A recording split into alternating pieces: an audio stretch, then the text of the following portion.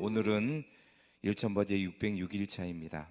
새벽 예배에 나오신 성도님들에게 하나님 크신 은혜와 능력이 충만하길 소망합니다. 세상의 모든 종교가 원하는 것이 있습니다. 신에게 도달하라, 정성을 바쳐라, 고행을 하고 선을 쌓아라, 행함으로 쌓아라 라고 말하고 있습니다. 근데 예수 믿는 우리에게는 하나님께서 말씀하셨습니다. 모든 것이 하나님의 은혜라고. 이 말씀을 통해서 우리가 구원이 얼마나 큰 것인지, 그 선물이 얼마나 무거운 것인지 깨닫기를 원합니다. 구원은 죽은 자를 살리시고 전적인 하나님의 역사입니다. 8절 말씀 같이 한번 읽어보겠습니다. 너희는 그 은혜에 의하여 믿음으로 말미암아 구원을 받았으니 이것은 너희에게 난 것이 아니요 하나님의 선물이라. 너희는 그 은혜에 의하여 라고 말하고 있습니다. 구원의 주체가 누굴까요? 내가 아닙니다. 나로부터 시작된 것이 아니라 하나님으로부터 오직 하나님의 은혜죠. 에베소서 2장 1절에 허물과 죄로 죽었던 너희를 살리셨도다라고 말하고 있습니다. 저도 그 사투리가 고쳐지지 않는 것이 몇 가지가 있는데 그 중에 하나가 라는 게 잘 고쳐지지 않습니다. 그 중에 하나가 하겠습니다를 하겠습니다라고 표현할 때가 있습니다. 바뀌지 않는 모습이 있더라고요.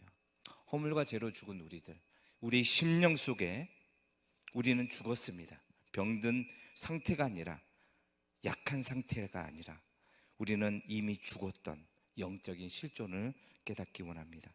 그래서 우리는 절망의 상태였습니다.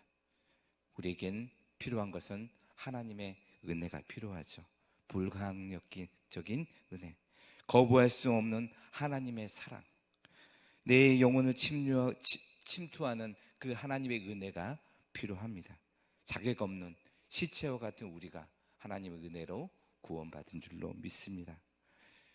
이 구원에 있어서는 우리 인간의 행위는 0%입니다. 100% 하나님의 은혜만 있을 뿐입니다. 믿음은 하나님의 선물을 받는 것입니다. 아까 8절을 읽었죠? 믿음으로 말미암아 하나님의 선물이라고 말하고 있습니다. 믿음으로 말미암아는 믿음 때문에가 아닙니다. 믿음이라는 통로를 통해서라고 우리는 구원을 받았습니다. 구원은 파이프라인입니다. 하나님과 나를 연결하는 것입니다. 그 성령의 기름 부으심과 그 구원의 역사가 성령의 능력을 통해서 우리에게 임하는 것입니다. 오직 하나님의 은혜입니다.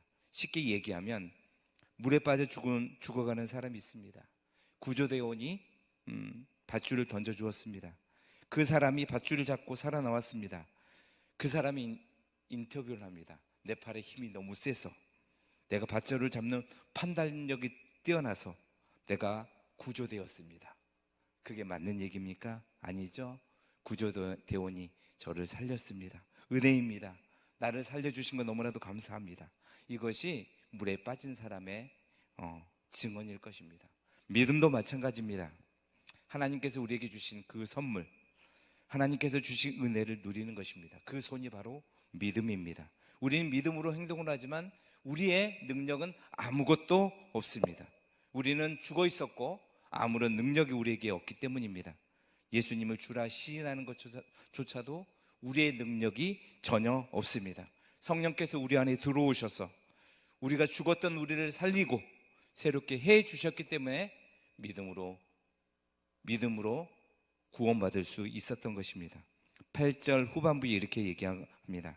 이것은 너희에게서 난 것이 아니요 하나님의 선물이라 라고 말하고 있습니다. 믿음까지도 우리의 능력이 아니라 하나님의 은혜입니다. 하나님의 선물은 그 말의 무게가 정말 무거운 것입니다. 예수님의 전부, 모든 만물을 창조하신 그분이 가장 낮은 자로 오셨기 때문입니다. 9절 말씀 아까 나왔죠? 행위에서 난 것이 아니니 이는 누구든지 자랑하지 못하게 함이라. 누구든지 우리는 자랑하지 못합니다. 왜? 하나님의 은혜이기 때문에. 인간의 본성은 자신을 나타내려는 자기 의가 있습니다. 저도 마찬가지예요. 저를 증명하려고 합니다. 자기 증명이라고 말하죠. 인간은 누구나 그런 모습이 있습니다. 그런 사람 없는 사람 있습니까? 때로는 자기를 나타내야 됩니다. 그래야지 정서적으로 치유가 일어나기도 하죠. 우리 인간은 모두 다 내 자신을 나타내려고 합니다. 그래 잘했어 라는 말을 듣고 싶어 합니다. 이사야 선지자 고백처럼 이런 모습들은 이사야 선지자는 더러운 옷이라고 표현하고 있습니다. 시궁창 냄새가 나는 걸레와 같습니다. 그러나 예수 그리스도께서 입혀주셨습니다. 완벽한 의의 옷을. 더러운 행위 조각이 아닌 하나님의 능력입니다.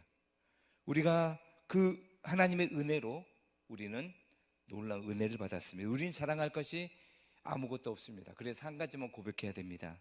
나는 아무 자격이 없습니다. 오직 어린 양 예수의 피로 나는 구원받았습니다. 모든 것이 하나님의 은혜입니다. 이 고백이 나와 여러분의 고백이 되길 원합니다.